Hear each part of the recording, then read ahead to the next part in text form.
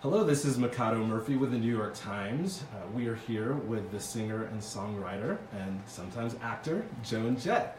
She's the subject of a documentary playing at the Sundance Film Festival called Bad Reputation, and she will be here taking your questions.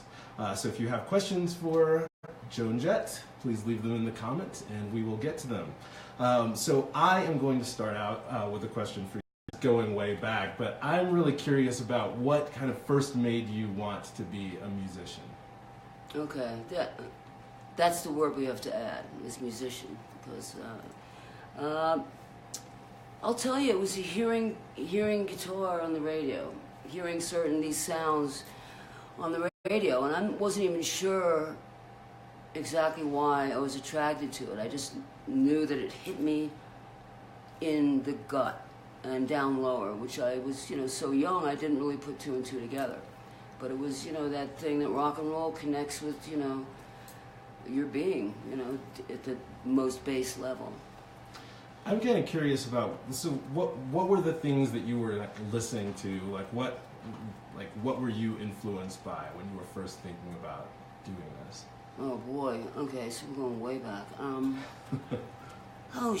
These songs like I heard on the radio, a big one was All Right Now by The Free, which you hear on TV commercials now all the time. Bang a Gong by T-Rex was a big one. And David Bowie's Changes and Space Oddity were early ones, where I'm going, wow, who is this guy? And then as I got a little bit older and started to become interested in playing a guitar, I asked my parents for a guitar for Christmas when I was 13, and they got it for me, an electric guitar. So that was really the beginning. I spent all Christmas morning just making brown, not making much of anything, but it was fun. We are talking to Joan Jett at the Sundance Film Festival about a documentary of which she is the subject called Bad Reputation, and we are taking your questions. Joan, I wanted to ask, so how did tell me a little bit about how the documentary... Really, it didn't have a lot to do with me as far as the idea for it. It's really Carrie Ann Brinkman, who is the producer. She's also my niece and kind of we grew up together, So I think she really could speak to what inspired her to capture this story that she saw from a different angle than me. She grew up with me, she heard the sort of, I don't know, the code that I live by. I couldn't even spell it out for you, but I know what it isn't, when I see it. So anyway, I think that it was her desire to sort of capture all of this on film and sort of show other people what she was seeing or help other people to see it. But really, I can't speak to that. She'd have to ask her. Got it. We do have some questions coming in from our Facebook Live audience. So I will ask this question. This one is from Sylvia Morris. First of all, she says, you are legendary. But she is asking, who are some of the new artists that you admire? I'll tell you, admire or listen to. I mean, I really listen to the stuff I grew up listening to, because there's not a lot that, really gets me going that I hear now. But when I travel, there are bands in every city, all-girl bands, regular rock and roll bands, that they're out there. So it's just a matter of them finding some kind of voice. But there's a band on our label, on Blackheart Records, a band called Faya, all-girl band. There's one guy in it, but there used to be a band called Girl in a Coma.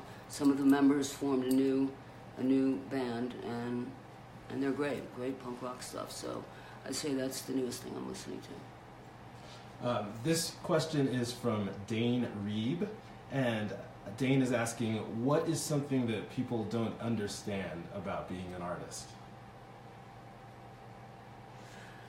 Wow, it's kind of general, right? That's tough. I mean, what might be hard for me might, it's a different thing for other artists. I can't really speak to that. But so what was it again? Like, what's something that people might not understand about being an artist? Like, specifically for you, something like maybe challenging or. Well, I mean, the main thing that I ran into or run into is this idea about women not being able to play rock and roll, or it isn't their purview. It's not a space they should be in. And really, I mean, there's almost every, you could say about almost every career, it's always been a man's world, and that's changing. And 40 years down the road from the beginning of the Runaways, to see that so little has changed, not just in music, but in every facet of society, nothing's changed. If anything, it's worse in a way, because people are led to believe that we're liberated. If you read the press, you'd think, we're all equal, but there's many issues, with all the issues around sexual harassment and things like that are going on now. It is so time for that to be discussed, but it's it's a deep issue. I know I'm getting off subject, but that's something that we have to deal with from the very root, and how you raise children, what you teach boys and girls, how to treat each other as people. So, it's an entrenched thing. It's going to take a while, and it's retraining for all the adults that are sort of set in their ways, so to speak. I know I got off topic. It's fine. Picking up off of one thing that you said, we have this question from Rebecca Nicole Guerrero asking, how do you think the women's movement is reflected, like, in your music? I don't know. I mean, I guess that would be for people in the movement to say. How feminists feel about me, or certainly I ran into a lot of issues in the Runaways.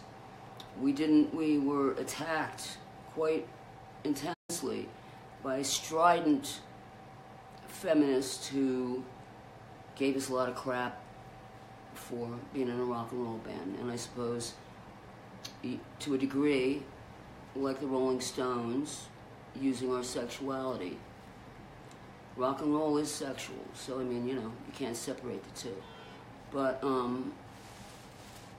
okay, I lost my train of thought. It's okay. We're talking with Joan Jett. She is here with, she's the subject of a documentary here at the Sundance Film Festival called Bad Reputation, and we are taking your questions. We've got another question from a Facebook Live listener, viewer. This one's from Sylvia Morris, and she's asking, what were some of the challenges of making a documentary for you? For me, I don't think there were any challenges for me. Really, I trusted the people I was working with, and really just once you got used to the cameras being around. I mean, we've been doing this for several years, so eventually you get kind of used to the cameras, and so for me, I just had to be myself, and it was not challenging. Great. I kind of have a question for you just about another thing about the documentary. So, was there something surprising that you saw in yourself in this kind of roundup of your life, or? Well, I haven't seen it yet. Oh. I saw an edit about a month ago, so I've seen close to the finished movie, but not quite. For me, it was interesting because whatever we were going through, the elation of the Runaways, and how great I felt us being on stage and being out there and being on the road, and then when we broke up and you see, I mean, I could really feel sort of the sense of loss and depression that I was going through at the time. And then sort of into my next phase of life, meeting my my partners, and just, you know, moving on, so. We are talking with Joan Jett. She's here at the Sundance Film Festival, and she is here as the subject of a documentary called Bad Reputation. We're taking your question. This is a question from Kathy Donegan. She's asking if you can maybe talk about like efforts now to kind of encourage like women rockers who are up and coming.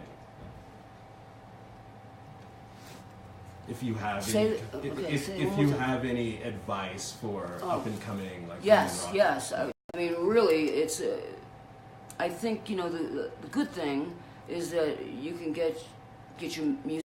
I could in Runaways days. You know, it was really about touring, and as much as you could, as many cities as you get to, and let people see you, or if you could get your records in the stores, or that's if you had a record. But I would say you got to get out there and play. If you have recorded something, put it online. People are making it all different ways. I would just say keep at it and don't give up, because people will always attack you in a way for your dreams, especially in this sort of business, playing rock and roll. So you have to just stay tough and stick to it if that's what you really want to do. We have this question from Jack Chambers. He's asking, any idea of when the rest of us will get to see the movie? I mean, I think part of the process of why I'm here is just to meet people, and we'll see, we can get it out there. We are at the Sundance Film Festival with Joan Jett. She is the subject of a documentary called Bad Reputation, and we're taking your questions. We have this question from, I hope I don't mispronounce this name, but it is Anirudh Raghavindran.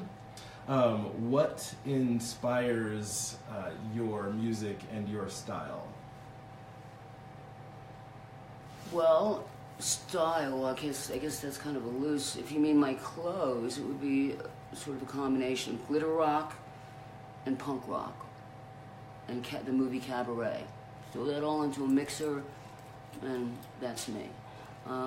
Musically, I was inspired by Bowie, T-Rex, Slade, Suzi Quatro, The Sweet, Stones, all that kind of stuff. That was my early influences, plus the ones I mentioned earlier, T-Rex and The Free, All Right Now. This question is from Jeremy Zombie. He's asking, what was your favorite venue to play? Wow. I don't know that I had a favorite, but the small ones are great. It's really fun to be close to it. It gives the band energy, and it's nice to be close, where you can sort of not have a sort of a distance, sort of a barrier. So I like that. But I mean, there are a million great venues to play. I couldn't pick one, to tell you the truth. I have another question for you. This is kind of about putting out your first album, like after the Runaways. Mm-hmm. And there's a part in the documentary where we find out that like your album has been rejected by all these different record companies, and you ultimately end up putting it out yourself. What that was like why you felt like that happened, and what that was like for you. Well, I believe it happened for all the reasons that people didn't want to take the Runaways seriously. You know, now I had sort of a history, and I wasn't the so-called lead singer of the Runaways. I was sort of the, I don't know, and I think people didn't really listen. I mean, the songs that these guys heard were all hits, all top 10 hits. So you got to say, either they've made their mind up already that we ain't signing this chick, or they don't listen to the music, or they can't hear hits. All of it's bad, you know what I mean? So, but it was devastating for us because we wanted to be on a major label. We wanted that support and sort of, you know, be able to, the ability to get our records out to a lot of people. And that just wasn't, you know, in the cards. And so Kenny Laguna decided to take Carrie Ann's college money. She was 3 months old at the time. The little college fund he had started for her, to print up several, you know, maybe a couple hundred copies of Bad Reputation, which was just called Joan out the trunk of the car at gigs. And that's what started us. So much for taking the time to chat with us. We've been talking with Joan Jett. She is the subject of the documentary Bad Reputation, which is playing here at the Sundance Film Festival and hopefully somewhere soon near you. Thanks, Facebook Live audience, for your amazing questions. Joan, thank you for taking the time to answer them. Legendary Joan Jett. Thank you. Thanks so much. Thanks so much. Yeah, maybe we do it again sometime.